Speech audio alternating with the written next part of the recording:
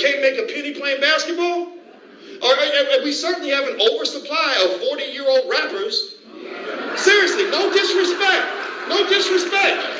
I mean, I got friends. I got friends that are rappers. I love my rapper friends, but 90% of them ain't making no money, man. That should be your hobby, bro. Seriously. So my argument is basic. I'm like, if you can spend all this time and money, thousands of hours to train to be a great football player, and all this money training to be good at basketball, and all this money you spend to sending her to cheerleading camp, then why not give her a future? Why not give her an opportunity to succeed economically in a country that is designed for her to fail? Why don't we as a community commit to creating a generation where we have more entrepreneurs and investors than any other group of people on earth?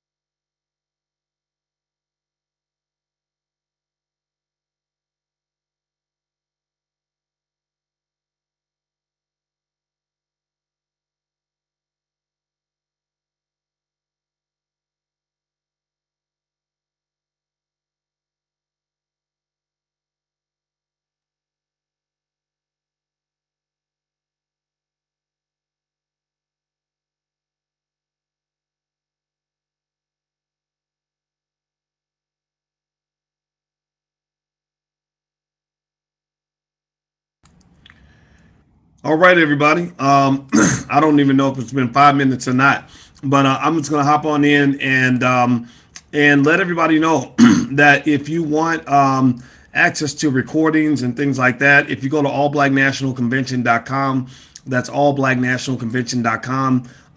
You should have access to the recordings and everything else after this convention's over. And one of the things you all should know as well, you probably know this already, is that the All Black National Convention is typically a physical event.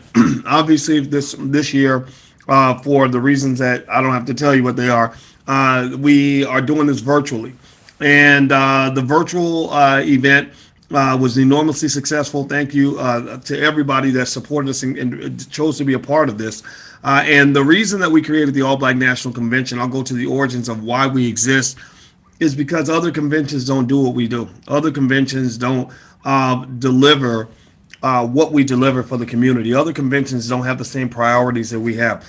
I am a guy that believes in business and free enterprise, but I don't want black liberation brought to you by McDonald's. I just don't. I don't really like seeing all the corporations that have their hand in our pie.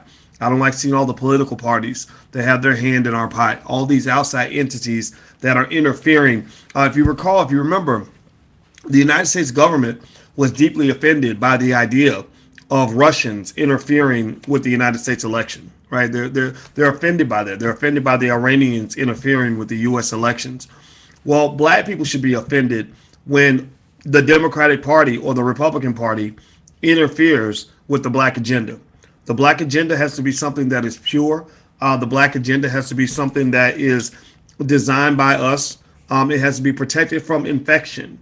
It cannot be infected by outside interests and outside entities, or at least we should minimize that as much as possible. And one of the ways that we can minimize this infection, one of the ways that we can secure our sovereignty, is by being mindful of where we get our ideas from, where we get our perspectives from. How do we decide who we are without people deciding that for us and then telling us who we are? I don't know about you, but I'm tired of other people, it telling us who we are. I'm tired of other people infecting us with their agenda, and then we think that their agenda is our agenda. I'll tell you what. I remember talking to my daughter when she was about 12 years old, and she was saying all this stuff that was basically, a repetition of what she's seen on TV. And you know how kids do. And I had this argument. So now She's about 13 or so, and we still have this debate. But has one of your kids ever said and done things where you knew that they got it from a TV show, or they got it from their friend, or they got it from listening to the adults? Like, okay, where did you learn that cuss word? It didn't just appear in your brain. But if you ask a 12-year-old, and as I did, I asked my daughter this. I said, where did you learn to think this way? I said, this doesn't make any sense like that. Oh, you got that from your mama. She said, no, that's how I think. And I came up with my own ideas. That's, and that's what people do. People think that their ideas are their own when really there are other people planting ideas in their head. So like my daughter, who still to this day swears that her whole agenda, her whole perspective was created by her. It came uniquely from her.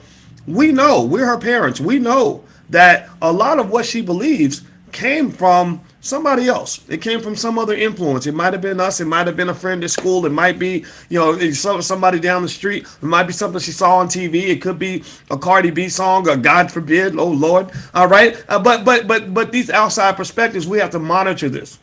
And so when you're thinking about this, if you want to know what I'm processing here when we think about how we conduct ourselves as black people, I'm not really going to say what sort of black person you need to be, but I am going to say that you need to at least be very conscious of where you're getting your ideas. Because a lot of times what we think is the black agenda ain't the black agenda. There are lots of people that think that they own black people. There are people out there that have a vested interest in the control and the manipulation of black people for their own economic or political purposes. They step out and they tell you, oh, well, if you don't do this, then you ain't black. You don't vote for me, you ain't black. And all the black people buy this product. All the black people love Gucci. All the black people love Air Jordans, right? Everybody wants to sort of occupy blackness. And I think that before we conquer the world, we really have to conquer ourselves. We really have to reclaim ownership and equity in who we are, who our children are going to be, how we end up thinking, and what we choose to do next. So this is the takeover. You're participating right now in this convention. You're participating in the takeover. This is where we are taking over all things directly and indirectly that relate to who we are as black people. We are putting black people first. We are putting our needs first. We're putting our community first. We're putting our children first. It's black first. That's it. Everything that happens after that is like a tree where the roots are in the black community, and then it spreads out into other things. It's not going to be the other way around. We're not going to be a branch on somebody else's tree. We're not the black wing of the Democratic or Republican Party. We're not. Corporate labels don't get to define what blackness looks like. Media. Think about this. How often do you see black people, when you ask them, like, what is black culture? They'll start talking about what they see on TV. Like Hollywood is as sick as Hollywood is. That crazy, corrupt, ridiculous mindset in Hollywood where out there pedophilia is okay. Out there it's okay to just be as debaucherous as you want to be. Like, we have black people who shape our culture off of what Hollywood puts out in front of us. You got to be conscious of that, and then you do something about it. So the nature of this convention, the theme of this convention this year was purpose, power, and politics. Purpose, power, and politics. That's our PPP loan. We're giving ourselves a PPP loan. White folks gave themselves a PPP. Black people didn't get that money. But here's our PPP. Purpose, power, and politics. So when you start with purpose is more of an individualized thing, in my opinion. Purpose is where you decide what side are you on, what do you represent, what matters to you, who the heck are you?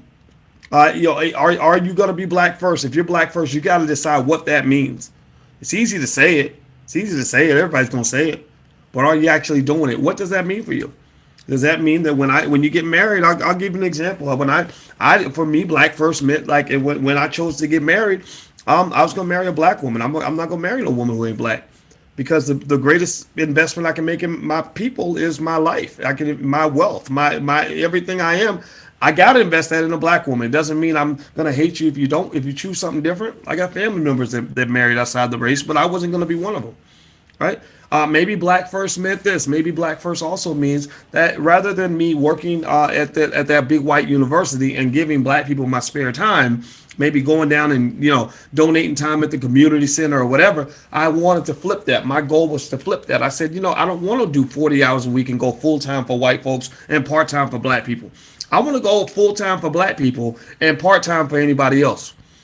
You see, so there's a difference. There's a difference between working 40 hours with white folks and then giving black people your weekends versus working 40 hours with black people and then giving white people your weekends.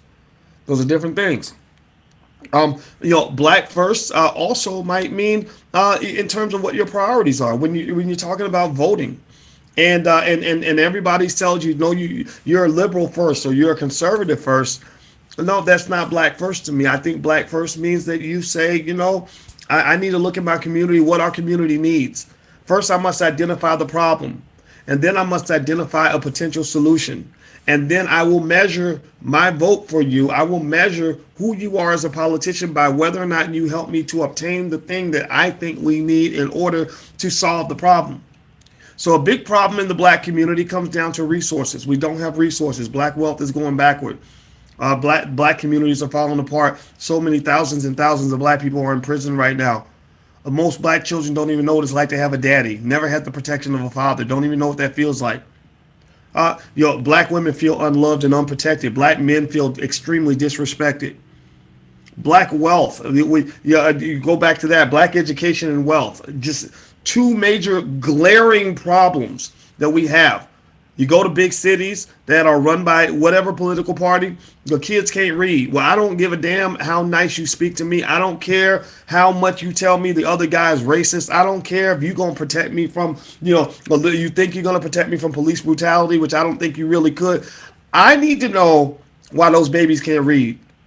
And if those babies can't read, I need to know why you're not prioritizing this. I need to know why this is not a state of emergency. I that's all I need to know. I don't really. I hear you. You just saying we shall overcome at the Dr. King dinner, and that's a wonderful thing.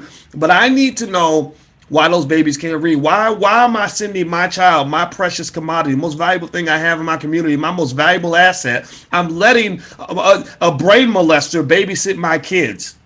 You're letting brain molesters babysit your children. They're not just filling their heads up with a bunch of nonsense and turning them into white supremacists, but they are literally sending your child home, your most precious, most valuable, multi-trillion-dollar asset. They're sending your child home without the ability to read or write or do math. That should offend you. That should make you sick. That should make you so angry that you want to go kick somebody square in the testicles. Why are you not mad? Why do I look crazy being mad? How come I can't have 10, 100,000, a million people mad with me? And then in addition to being mad, why are you not doing something about it? Look, I don't care what political party you're from. It doesn't matter what party you represent. I need to know why my babies can't read. And if you can't make my child read, then I'm going to take my child back. I'm not going to let brain molesters babysit my kids every day. Fundamental. That's simple stuff. So when you talk about purpose, what is your purpose? Who are you? What do you represent? What do you believe in? What are you going to ride for? Like Tesla Figaro said, are you riding for this? You're obviously riding for something because you're sitting right here listening and we're talking right now. A lot of people aren't talking about any of this. So that tells me right there that you're different. That tells me right there that you're unique in your thinking. So you talk about power. Let's go to power. The second P in the PPP plan. Power, if you look in the book Powernomics, Dr. Claude Anderson starts off by defining power to be the ability to pursue your agenda despite the opposition of others. That means that even if they tell you you can't do it, you still do it anyway. Even if they call you dirty names, you do it anyway. It does not say that power is pursuing your agenda when you have white folks' permission. Your power does not mean that you're pursuing your agenda because they started talking about it on CNN and now it's okay to talk about, because whenever CNN starts talking about something, we start getting behind it. We didn't get behind. We just started talking about police shootings until white folks started talking about it. And they said it was okay, but we've been getting shot for 50 years, 100 years, but we just started talking about it last month.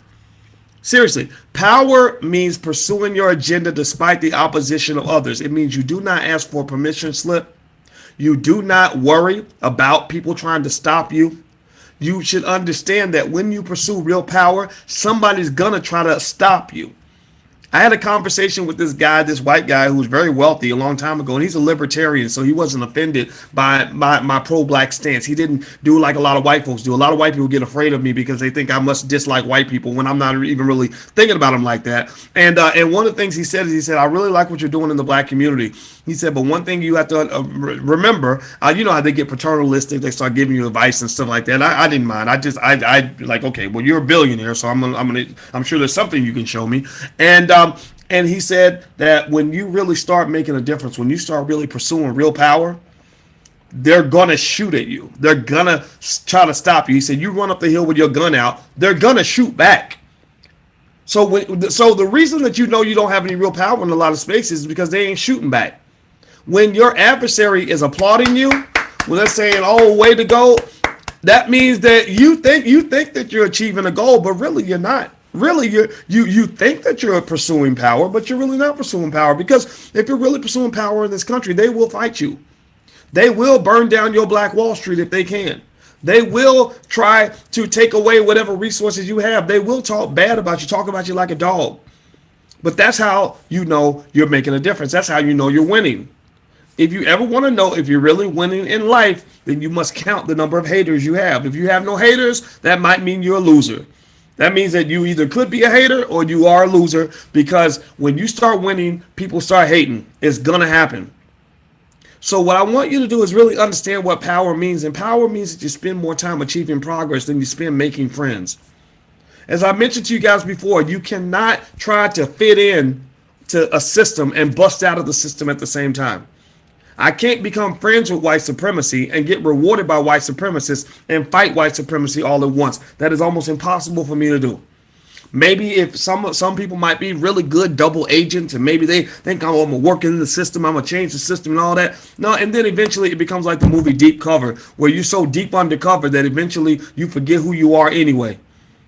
So I'm just going to tell you, for most people, you cannot fit in and bust out at the same time. You cannot be rewarded by white supremacy and fight white supremacy at the same time, because white supremacy is a system. It's a system of rewards and punishments designed to incentivize and encourage the behavior it wants to see and discourage the behavior that it doesn't want to see. It's built on carrots and sticks. And they understand you like a rat in a lab running through a maze, and they say, we want the rat to go that way, so we're going to put the cheese over there, and we're going to put the electroshock over here so that he won't go that way, he'll go that way. They treat you like a rat in a cage. So you're in this system trying to fit into the system, and then claiming that you're busting out the system at the same time. No, you're not. No, you're not. And the people that are allegedly teaching you how to bust out of the system are the people who fit into the system. The system picks the people that are supposed to be teaching you how to bust out of the system. How crazy is that? Your leadership is picked by the people that don't want you to have good leadership. So they are telling you which car to get into, and they're driving the car right off the cliff. So in order to defeat this white supremacy thing, one thing that's really important is that you have to either be a critical thinker, or you have to be around critical thinkers who are not corrupted in their thinking. You have to do that, because it is an airtight system. It is one of the best systems known to man. When the Nazis were trying to figure out what to do with the Jews, when the Nazis were trying to figure out how do we round up the Jews, how do we get them all in concentration camps, and how do we kill them all, do you know what they did? They studied segregation in the South as a blueprint on how to control and to exterminate an entire group of people. Did you know that? The Nazis looked at the Americans as, they said, this system is superb when it comes to controlling a group of people. We wanna learn how they do that, because we got a problem over here we're trying to fix. So just know that you're dealing with something that's very complex. And you have to be very intelligent, or at least try to be, in order for you to get out of that system. You have to at least pursue intelligence. So purpose and power. We know what power is. We know what it means to have a purpose. And that fits into the politics. When you talk about politics, politics is so messy in America. Politics is ugly. I don't like it. I don't have fun during election season. I watch relationships between black people that have been around for years. I see people that have been relatives or friends for years literally unfriending each other, never speaking to each other again, because I pick Biden or you pick Trump. That is the craziest thing I've ever seen. That is literally a sign that we have lost our damn minds. We have gone insane. We are literally allowing two sides that don't care anything about us to create a civil war among us. But is it so crazy? Is it so unexpected that this is going to happen?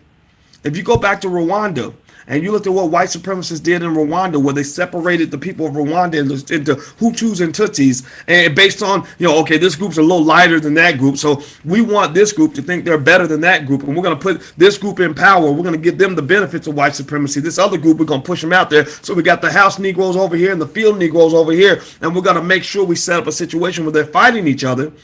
Well, next thing you know, the Hutus and Tutsis were slaughtering each other, like hacking each other's heads off.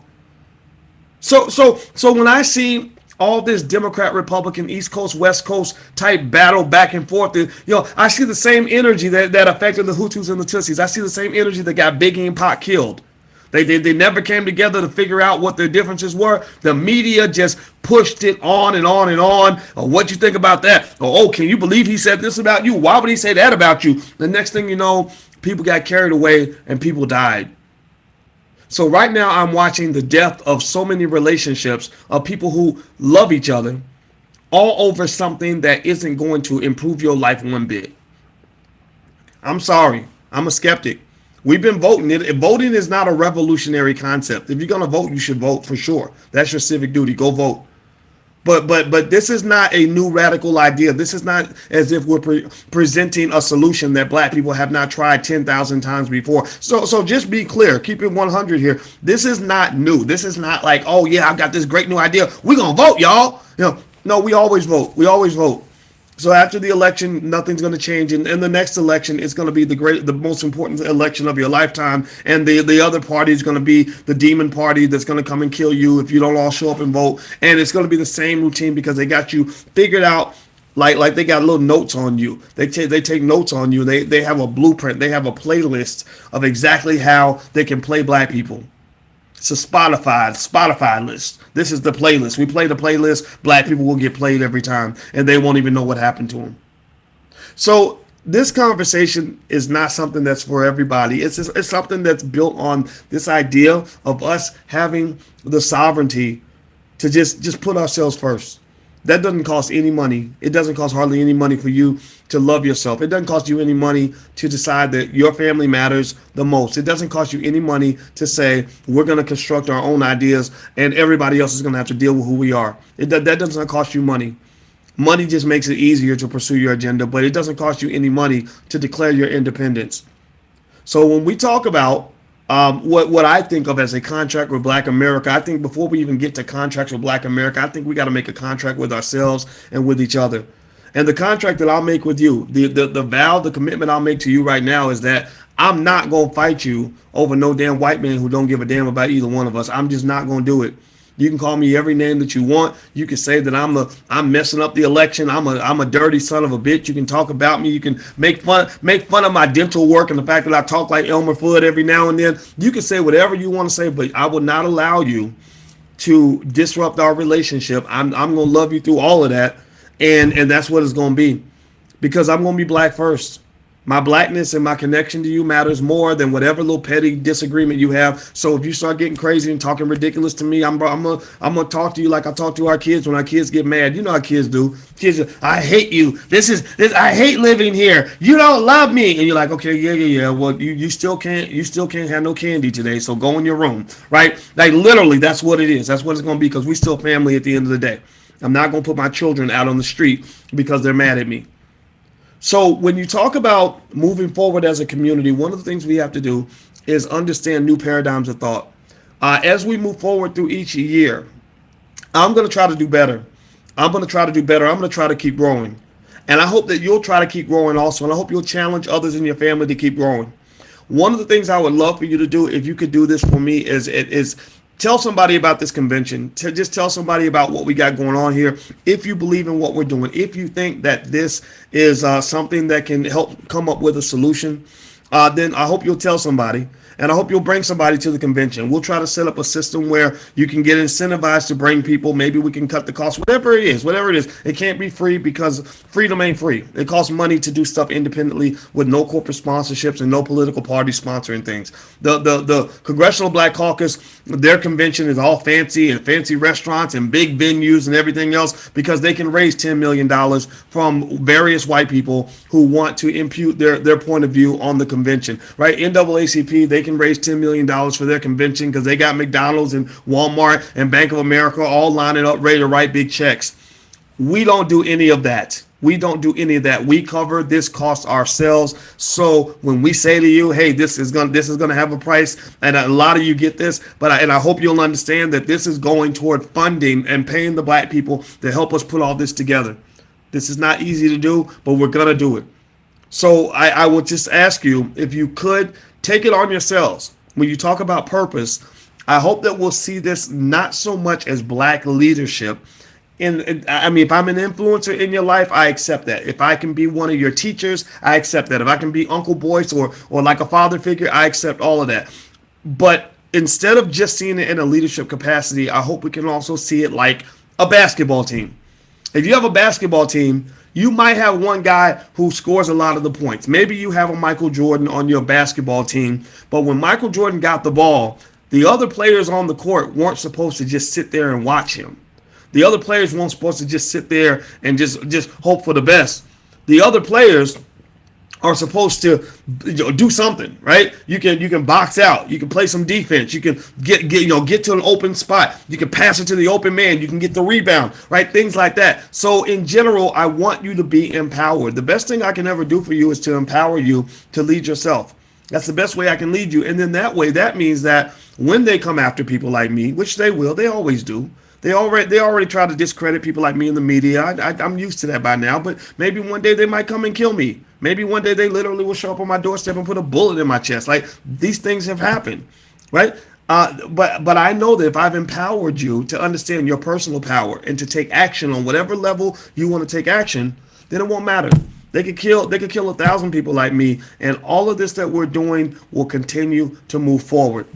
That's what this is all about. This is all about black leadership by committee. All of us are leaders, and you can start being a black leader by leading the community that's in your house. You got a black community in your house that needs leadership. You got black children in your house that need leadership. You got black people in your circle that need leadership. Lead those people. Lead them, and be the strongest force in that space. See, the rule of the universe is that whatever has the strongest mass has the most power and the most influence in that space. If you go out and you look at the earth is bigger and stronger than the moon, so the moon rotates around the earth. Well, the sun is bigger than the earth and the moon, so the moon and the sun, as they're rotating around each other, they rotate around the sun because the sun has power and energy that controls the solar system and goes out billions of miles. But then in the center of the Milky Way galaxy, there's a massive black hole that has more power than a billion suns. And so as the moon is rotating around the earth and the earth and moon are rotating around the sun is part of a mass of other suns that are all rotating around this massive black hole in the community. And so what I would say to you, and I think this is a perfect analogy to describe the power of blackness, I want you to be that massive, powerful black hole. I want you to be that B1, that mass of blackness that's so strong in your space that people will just respond to you.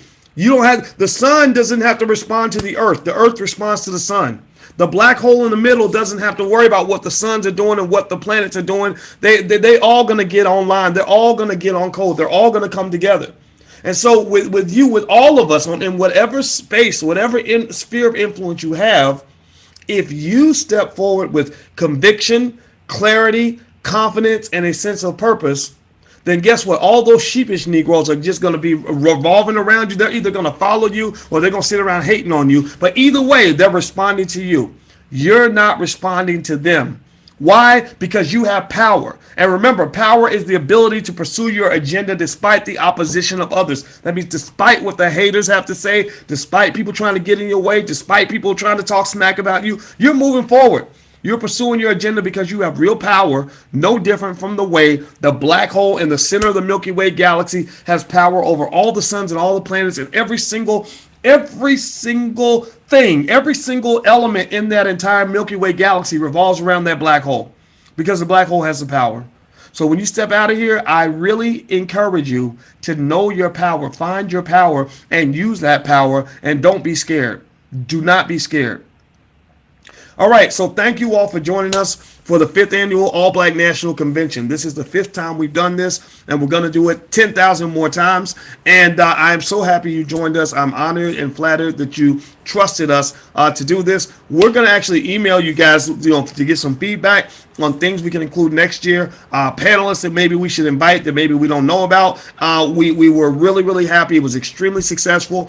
And if you want to go and get the, those of you who have the access to the recordings and stuff like that, you can just log in. We're going to set it up where allblacknationalconvention.com leads back to the Black Business School, where you can go get the recordings. And I hope that this has given you what you were looking for. So God bless you guys, and thank you again. And thank you also to the team that helped put this together, Taryn and Jade and Duel and I hope and Lawrence, my brother, and a lot of other great people in the background that helped pull this together. Thank you all so much. And if I forgot anybody, please forgive me. It wasn't intentional. So I love you. I hope you guys have a great day and a great life, and I'll be around. So take care, and God bless you. And everybody be one. Everybody be one. Hashtag be one in the chat. I'll see you guys soon. Take care. Bye-bye.